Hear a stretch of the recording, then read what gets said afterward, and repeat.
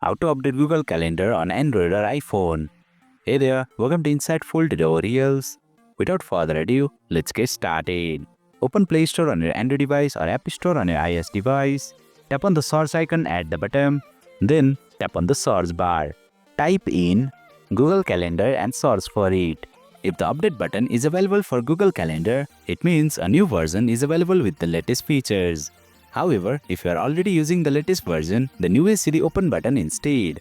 To update Google Calendar, simply tap the update button. The update process will begin and Google Calendar will start updating on your device. Please note that the installation may take some time depending on the update size and your internet speed. Once the update is complete, you will see the open button.